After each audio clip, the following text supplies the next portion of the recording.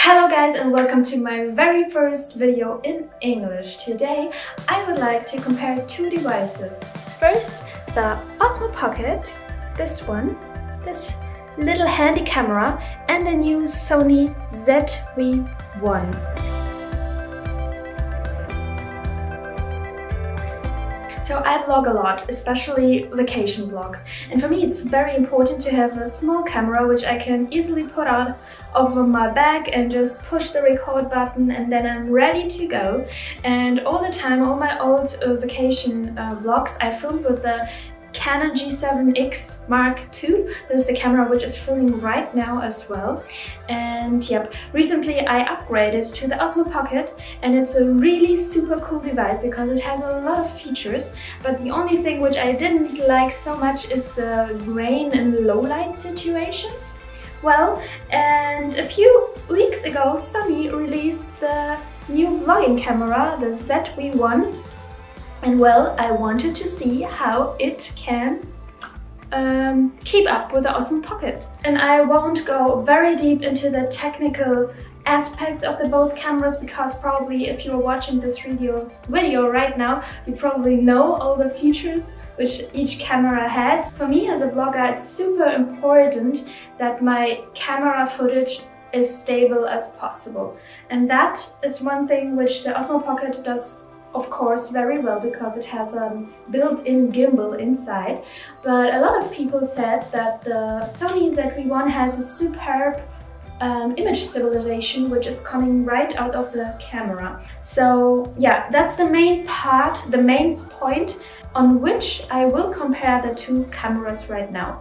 All the settings on the cameras I will leave it as normal, I would say, because like I said, I just want to pull it out of my backpack and I'm ready to go. So for the Osmo Pocket, I will leave it at 4K and 50 frames per second because in 50 frames per second the face activation tracking mode is available. At 60 frames it doesn't work.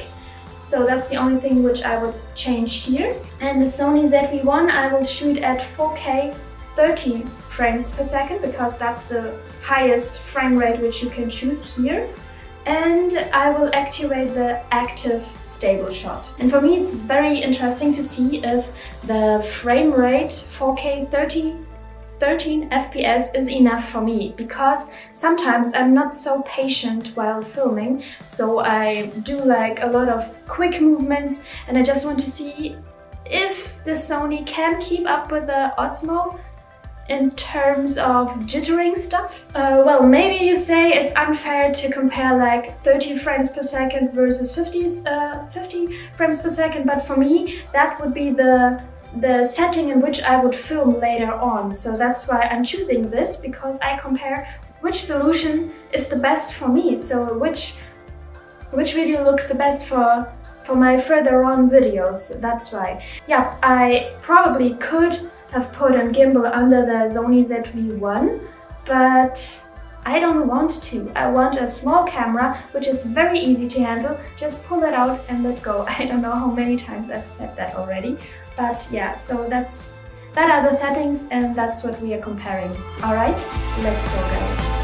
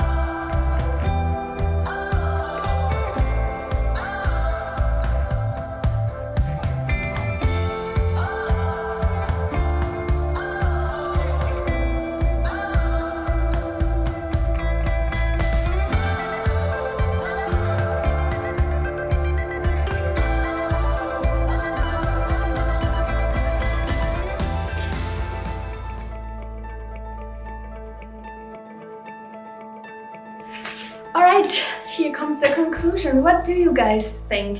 You saw now a few of my comparison videos.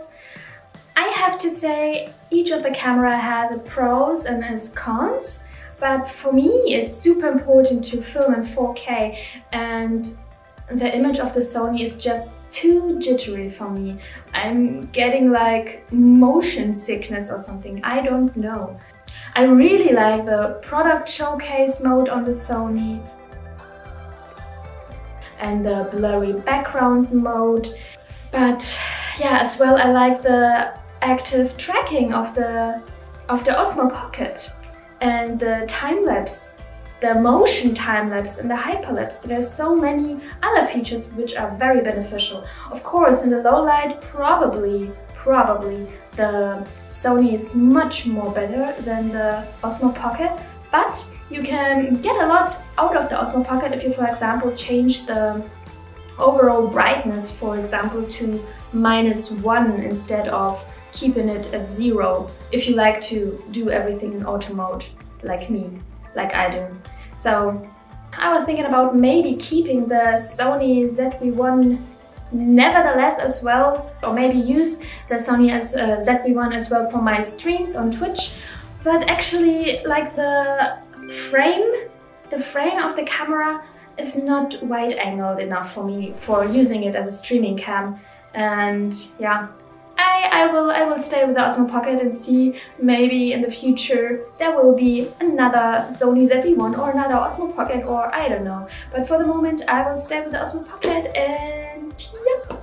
Tell me what you guys think. Did you have the same problems? Or I don't know, maybe I'm doing something wrong while filming? I have no idea. But yeah, I hope this video was helpful for you. If you liked it, please give it a thumbs up and leave a follow there, and maybe you can write a comment and you know, that normal stuff. Alright, see you till the next time. Mwah.